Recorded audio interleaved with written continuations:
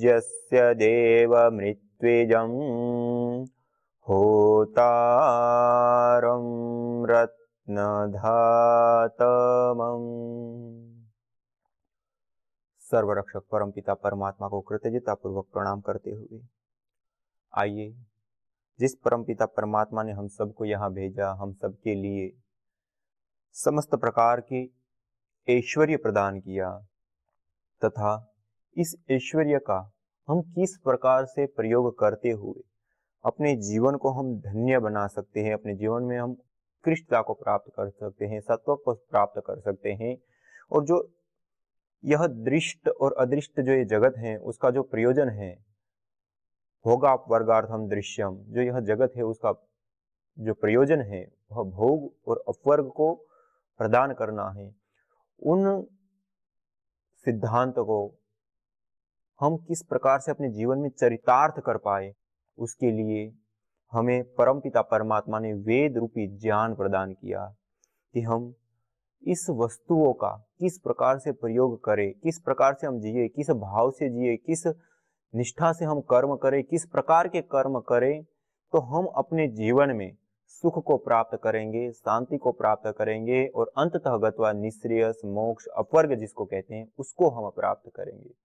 तो इसलिए हमारे ऋषि मुनियों ने, हमारे शास्त्रों ने हमें जो बातें बताई हैं उन बातों को हम ध्यान रखते हुए उन बातों का हम स्वाध्याय कर रहे थे, सत्संग कर रहे थे, स्तवन कर रहे थे, और मूल जो वेद वाणी है, श्रेष्ठ ज्ञान है, उत्तम ज्ञान है, भागवत ज्ञान है, जो अपौरुषेय वाणी है वेद, उसका हम स्तवन कर रहे थे। और उसमें हम देख रहे थे कि विभिन्न प्रकार के कर्मों का जो विधान किया गया है, जो करने योग्य है, उसमें से एक कर्म यज्ञ कर्म भी है जिसको करने के लिए कहा है, और उस एक कर्म से ही अनंत लाभ, शुचि जीवो अग्नि सहस्त्रारंभ, सहस्त्र लाभ एक ही कर्म से एक साथ हमें प्राप्त होते हैं। और उसके साथ साथ और भी सारे ब्रह्मांड के ऊपर उसका असर होता है। अयम यज्ञो विश्वस्य भुवनस्य नाभि, सारा चराचर जो ये भूमंडल है, ब्रह्मांड है, उस सारे ब्रह्मांड में कोई असंतुलन है, किसी भी प्रकार की कोई व्याधि है, अर्थात किसी भी प्रकार की कोई विकृति है, तो उस विकृति को संतुलन में बदलने का कार्य यज्ञ करता है, हवन करता है, अग्निहोत्र करता है, होम करता है, इष्टि करती है। इसीलिए हमारे ऋषियों ने, हमारे शास्त्रों ने हमें बार बार इस यज्ञ कर्म को अपनाने की प्रेरणाएं दी हैं, बार बार करने के लिए कहा है। और यदि हम यज्ञ नहीं करते हैं तो एक भयावह रूप से उन्होंने इतने कठोर वाक्यों से भी हमको बताया कि जिस घर में यज्ञ नहीं होता है वह स्मशान के तुल्य है। जो यज्ञ का त्याग करता है उसका मैं स्वयं भी त्याग कर देता हूं, ऐसे परमात्मा वेद में स्वयं उद्घोष करते हैं, बताते हैं। और नीति शास्त्र में कहते हैं कि जिस घर में यज्ञ नहीं होता है वह घर स्मशान के तुल्य होता है, अर्थात दुखालय हो जाता है। तो इसलिए हमको ये कठोर शब्दों से भी क्यों हमारे शास्त्रों ने बताया। और दूसरी ओर हम देखें तो प्रजा पशुभिर ब्रह्म वर्चसेन अन्नाद्येन, ये सारी की सारी प्रजा, पशु, कीर्ति, धन, ब्रह्म वर्चस, तेज आदि क्या क्या, मतलब हम देखें तो यज्ञ के माध्यम से समस्त प्रकार के ऐश्वर्य, बल, बुद्धि, ज्ञान, विज्ञान से लेकर के हर प्रकार का अंत तक गत्वा मोक्ष को भी देने वाला यज्ञ बताया गया है। महर्षि देव दयानंद सरस्वती जी, जिन्होंने भी इस बात का जिक्र करते हुए 70 प्रकार के चौथे समोल्लास में बताया है कि जब हम यज्ञ, हवन, अग्निहोत्र, जिसको हम देव यज्ञ कहते हैं, उसको हम करते हैं तो उससे जो ऊर्जाएं उत्पन्न होती हैं वह ऊर्जाएं वायुमंडल में, वायुमंडल से बादलों तक, बादलों से जल में, जल से भूमि पर, और भूमि से अन्न में, अन्न के माध्यम से उसको खाने वाले प्राणियों में, इन सब जगह पे शुद्धता, सात्विकता फैलती है।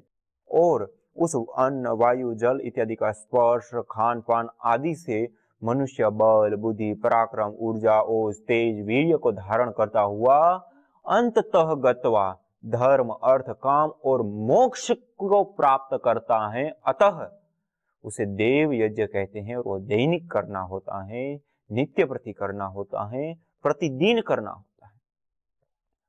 जिस जगह पे स्वामी दयानंद सरस्वती जी ने हर मत पंथ संप्रदायों में जो गलत चीजें हैं या जो अवैज्ञानिक चीजें हैं, जो ढोंग आडंबर पाखंड है, उसका जहां पे निवारण कर रहे हो, उसी जगह पर उन्होंने इस बात को बताया कि यज्ञ से हमें मोक्ष भी प्राप्त होता है, निमित्त बनता है, साधन बनता है, सात्विकता का आधान करने का, मन को शांत रखने का, मन को सात्विक अवस्था में रखने का। और साइंस भी इस बात को मानती है और साइंस से भी ये बातें सिद्ध हैं कि जब हम यज्ञ करते हैं, हवन करते हैं, अग्निहोत्र आदि क्रियाएं करते हैं, तो उससे निकलने वाली जो परफ्यूम्स है, गैसें हैं, उन गैसों को वायुमंडल में मिलने से हम उसमें से श्वास लेते हैं, तो उसके माध्यम से हमारे मस्तिष्क की ये जो ग्रंथियां होती हैं, उन ग्रंथियों के ऊपर बहुत ही ज्यादा पॉजिटिव असर पड़ता है, या मस्तिष्क के ऊपर भी बहुत पॉजिटिव असर पड़ता है, और यहाँ तक कि जो हमारी स्मृति शक्ति है वो भी बढ़ती है। जबकि हमारे शास्त्रों में पहले क्या है, तिष्ठमे यज्ञेन कल्पितम, हमारी बुद्धि जो है यज्ञ के माध्यम से कल्पित हो, सामर्थ्यशाली हो, बलशाली हो, ऊर्जावान हो, इस प्रकार का कई सारी जगह पे विधान। तो ये तो साइंस भी स्वीकार करता है कि हम यज्ञ हवन अग्निहोत्र करते हैं तो उससे निकलने वाला जो धुआं है, उससे निकलने वाली जो गैसें हैं, वो गैसों को जब हम श्वास के माध्यम से अपने भीतर धारण करते हैं, ग्रहण करते हैं, तो उससे हमारे मस्तिष्क के कोशिकाएं स्ट्रॉन्ग बनती है, मजबूत बनती है, सशक्त बनती हैं, और यहाँ तक कि डिजर्नेट हुआ सेल भी वापस रिजर्नेट होता है। ये एक बहुत बड़ी बात है। ऐसी आधुनिक साइंस में कोई पद्धति प्रक्रिया नहीं है, जबकि हमारे ऋषियों ने जो हमें विरासत में ये परंपराएं दी है, योग हैं, यज्ञ हैं, ये दो विधाएं, ये दो पद्धतियां, ऐसी पद्धतियां हैं जो डिजर्नेट हुए सेल को भी वापस रिजर्नेट करने का काम करती है। कितनी बड़ी बात है, जो कि ये यज्ञ की ऊर्जा से भी यही कार्य होता है।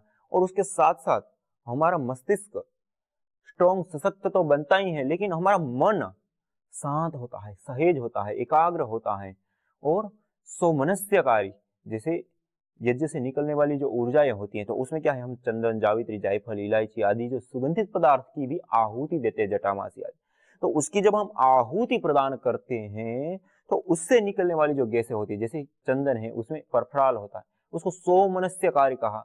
अब वो अति सूक्ष्म होकर के हमारे नासिका के माध्यम से हमको प्राप्त होता है, जिसके कारण हमारा मन सहेज हो जाता है, शांत हो जाता है, एकाग्र हो जाता है, मन आह्लादित होने लग जाता है। और ये शक्ति है उसमें, ये सामर्थ्य है उसमें, और ये नैनो टेक्नोलॉजी है एक प्रकार की। कोई भी पदार्थ को हम सूक्ष्म करके उस पदार्थ की ऊर्जा को हम कई गुना बढ़ाते हैं, उस पदार्थ की एनर्जी को कई गुना बढ़ाते हैं। इसीलिए यह जो यज्ञ हवन अग्निहोत्र जिसको हम कहते हैं, वह कोई सामान्य विधा नहीं, अपितु अति उत्कृष्ट, अति श्रेष्ठ और सर्वतो लाभ देने वाली और सरल और सुगम पद्धति है। इसलिए यह यज्ञ का प्रचलन हमारे ऋषि मुनियों ने बहुतायात मात्रा में, बहुत अधिक मात्रा में किया था।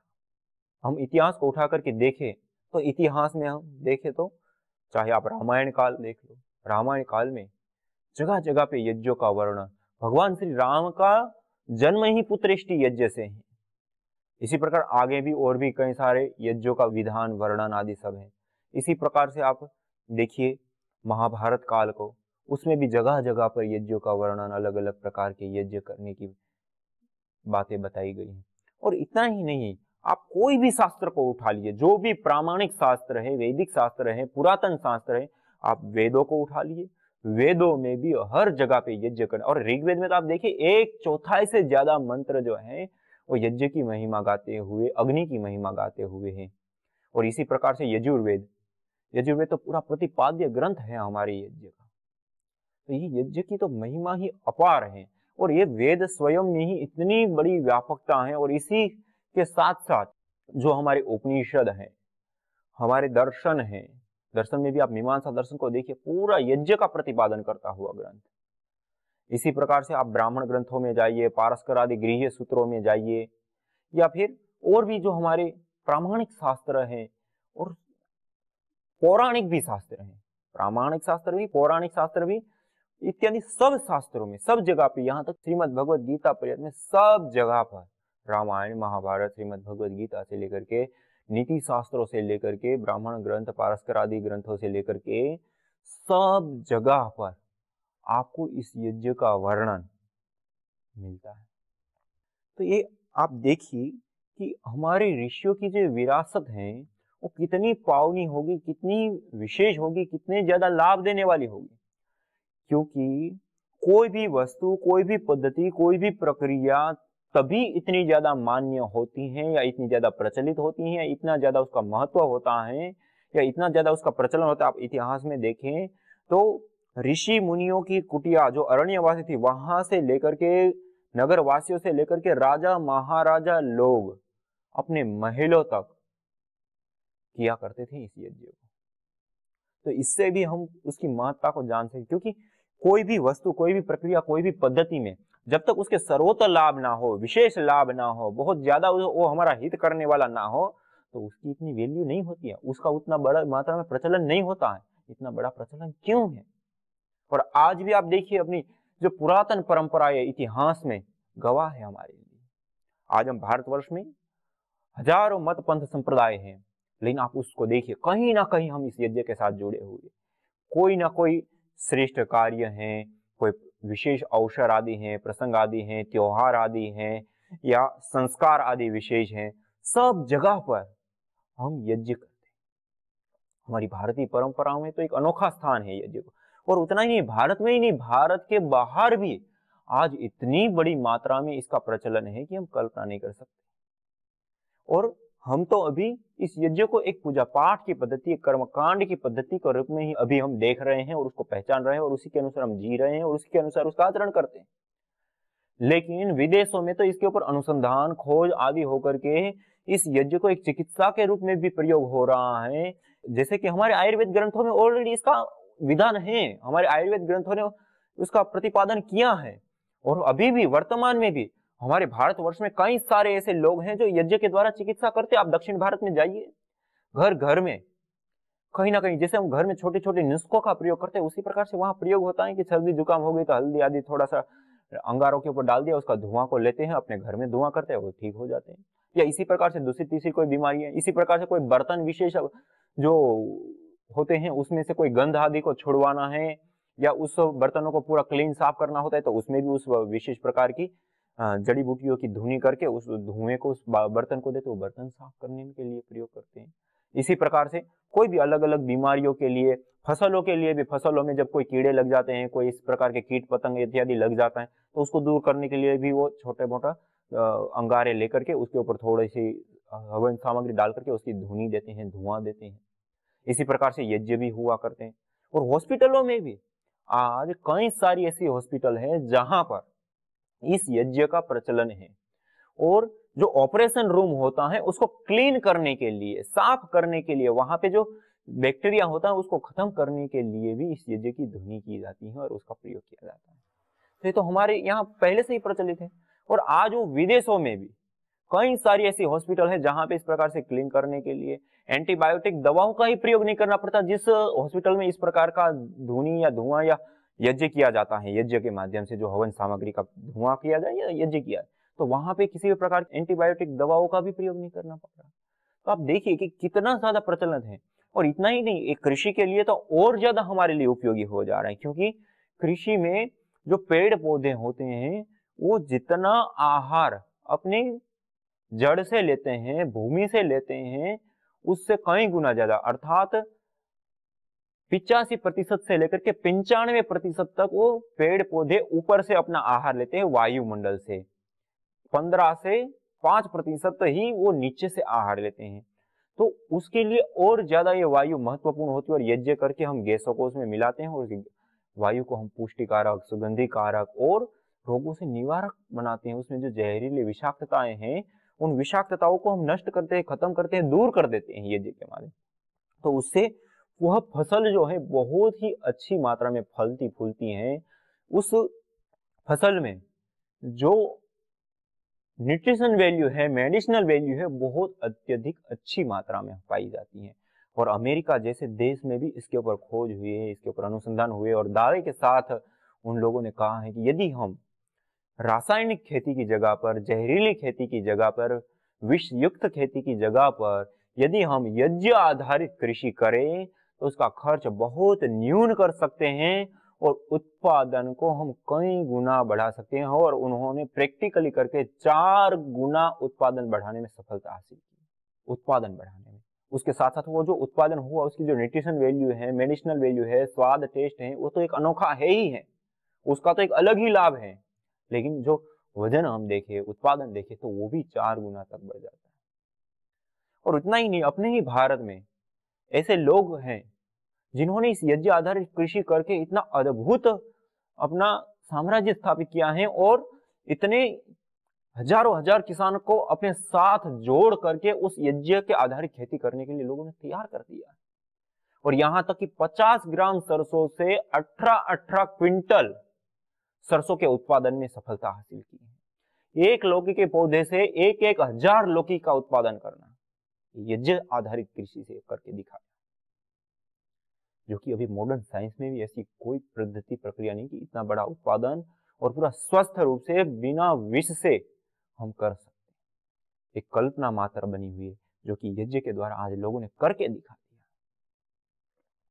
तो जो हम यज्ञ कर रहे हैं वह यज्ञ कोई एक ढोंग, आडंबर, पाखंड कई लोगों के ध्यान में रहता है, ना ऐसा कुछ है, ना तंत्र मंत्र इस प्रकार का कुछ है।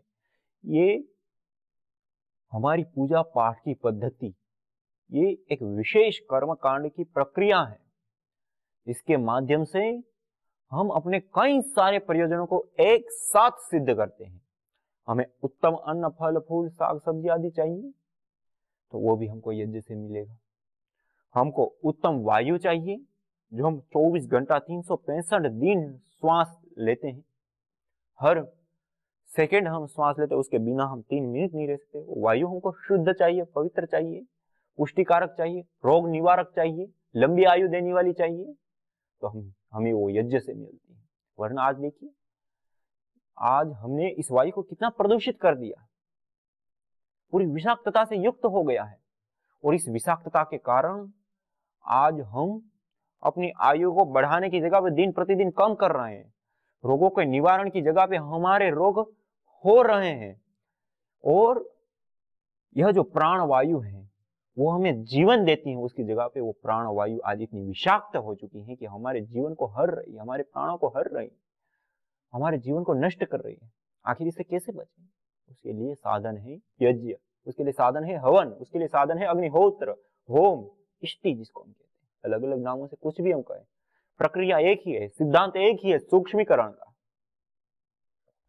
जो भी हम यज्ञाग्नि के अंदर, अग्निर्वय देवाना मुख, देवताओं का मुख अग्नि को कहा, जो भी पदार्थ हम यज्ञाग्नि में डालते हैं, चाहे वो लकड़ी जिसको हम समिधा कहते हैं, सम्यक ईंधन समिधा, अच्छा सा अच्छा ईंधन जो होता है समिधा, लकड़ी हम जिसको कहते हैं, दूसरा घृत, तीसरा सामग्री। सामग्री में 4 प्रकार के पदार्थ होते हैं। सुगंधी कारक जो हमको सोमनस्या देते हैं, सुगंधी, जैसे जावित्री है, जायफल है, चंदन है इत्यादि, इलायची आदि, जटामासी आदि, नागरमोथा आदि। इसी प्रकार से पुष्टिकारक जो हमारे शरीर को पुष्ट करने वाले, जैसे घृत है, दूध है, अन्न है, उड़द है, तिल है, ये सारे सुगंधी कारक, पुष्टिकारक, रोग निवारक।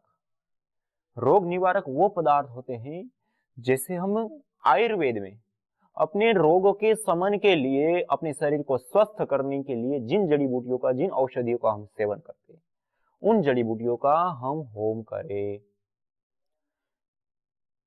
जो जड़ी बूटियां सर्दी, जुकाम, कफ आदि को दूर करने वाले, अर्थात आयुर्वेद में मुख्य रूप से 3 भागों में बांटते हैं, कफ निवारक, वात निवारक और पित्त निवारक।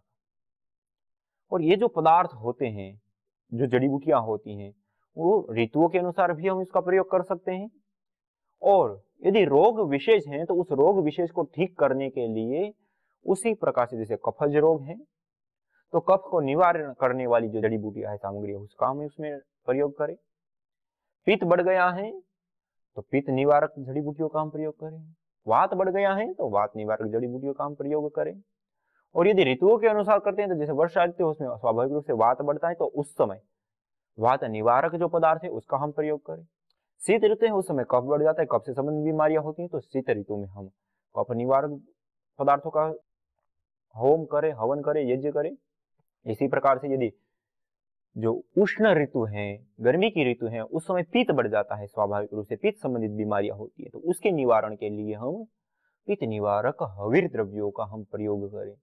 ये हो गया सुगंधी कारक, पुष्टिकारक, रोग निवारक और चौथा होता है मिष्ट, मीठे पदार्थ, मुनक्का है, फिर छुहारे हैं, शक्कर है, गुड़ है, मिश्री जिसको हम कहते हैं मिश्री, ये जो मीठे पदार्थ हैं उन मीठे पदार्थों को उसमें मिलाएं। ये 4 प्रकार के पदार्थ होने चाहिए और उसको हम मिलाते हैं और वो हमारी सामग्री तैयार होगी। तो ये 3 चीजें हो गई, एक तो संविधा, सामग्री और घृत, जिनकी हम आहुति प्रदान करते हैं यज्ञाग्नि में, हवन में, हवन कुंड में। ये जो पदार्थ हम जिसकी आहुति प्रदान करते हैं वो अति सूक्ष्म होते हैं, कन्वर्ट होते हैं, परिवर्तित होते हैं। जैसे हम अग्नि में कितना पदार्थ डालें तो हमको लगता है कि नष्ट हो गया, वास्तविकता यह है कि कोई भी पदार्थ नष्ट नहीं होता, अपितु परिवर्तित होता, कन्वर्ट होता है, बदलता है। जैसे पानी, सामान्य रूप से हमको तरल रूप में पानी दिखाई देता है, उसको हम गर्म कर दे 100 डिग्री पे ले जाए तो भाप रूप में आ जाएगा, बाष्प रूप में आ जाएगा। बाष्प रूप में आने के बाद वो फिर बादल के रूप में, एक भौप के रूप में, एक धुएं के रूप में आ जाएगा, बादल के रूप में आ जाएगा। उसके बाद वो वृष्टि के रूप में, फिर नीचे वापस जलाशय के रूप में, यदि उसको थोड़ी ठंड दे दी जाए और तो वो वापस जम जाता है, ठोस पदार्थ के रूप में हमारे सामने आ जाते हैं। है तो वही पानी, लेकिन कन्वर्ट होता रहता है, बदलता रहता है, अपने रूप को बदलता रहता है। कभी गैस रूप में आ गया, कभी तरल रूप में आ गया, कभी ठोस रूप में आ गया। इसी प्रकार से अन्य भी जो पदार्थ हैं वो सारे के सारे पदार्थ इसी सर्कल में चलते हैं। सारे के सारे पदार्थ सूक्ष्म होते हैं, जब वो सूक्ष्म हो जाता है तो हमको दिखाई नहीं देता है। इसीलिए जिसको हम दिखाई नहीं देता है उसको क्या कहते हैं हम? अदर्शन, न सदर्शने। हम जिसको नाश कहते हैं, नाश का अर्थ क्या होता है? नश अदर्शने, जो दिखाई नहीं देता है लेकिन है, परिवर्तित हो गया।